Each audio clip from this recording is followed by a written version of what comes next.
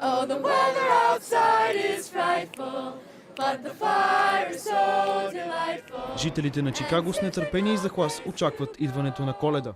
Chicago is great. It has everything you want. I'm telling you, it's got this, it's got the bean, and it's got Navy Pier, nice people, great shopping, and ice skating. ice skating, Maggie Daley Park. Yeah. Chicago's awesome.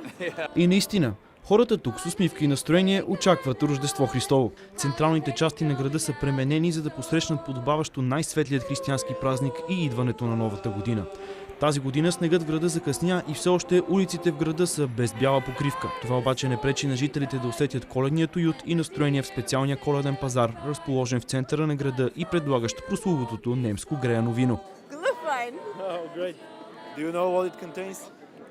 Wine and brandy and spices. And something else? Love. Christmas cheer. The best spices from the Black Forest in Germany, imported here, made with German magic. На пазара имаше и българи, които макар и за малко се пренесаха в Европа. Много е хубаво и аромата на подправки и вино. Да, има определена носталгия, но това ни връща там. А духа на Коледа усещаш ли го тук? Да, усеща се. Аз го усещам.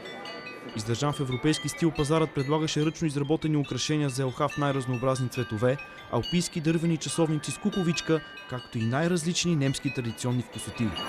На пазара можеше да се чуят и интересни истории за дядо Коледа. He's a German man that started back in like the 1300s, I do believe. Not pretty sure what time it happened, but yeah, that's why it's all German town. На няколко пресечки разстояние наближаването на Коледа се чувстваше дори още по-силно. Вдясно от мен виждате страхотно изглеждащата празнична елха, разположена в сърцето на Чикаго, в прочутият Милениум парк. Тя е висока повече от 25 метра и около нея светят повече от 1000 светинки. В ляво от мен пък любителите на кънките могат да покарат безплатно на ледената парзалка. Коледната елха в Чикаго се оказа с много интересна история. Look at the tree. It came from somebody's backyard. In the town I grew up in, North Lake, Illinois, and somebody donated that. Right. And the thing is, it's beautiful because nobody's perfect. На метри от елхата е една от специално откритите за Коледа ледени парзалки. Тя е напълно безплатна за всички, които искат да покарат и имат свои собствени кънки. На парзалката имаше както професионалисти, така и такива, които се опитваха да се задържат прави на кънките.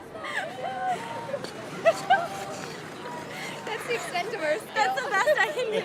It's the first time of the season, so our ankles are a little weak right now. But we're getting better.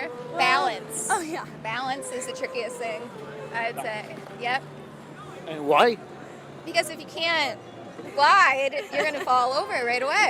Независимо къде ги срещнахме, всички дружно ни пожелаха весели празници. Hi, Bulgaria. Hi, Bulgaria. Merry Christmas. Happy Hanukkah, Feliz Navidad. Merry Christmas. Merry Christmas, everybody. За емисия България, аз съм Павел Хаджиев.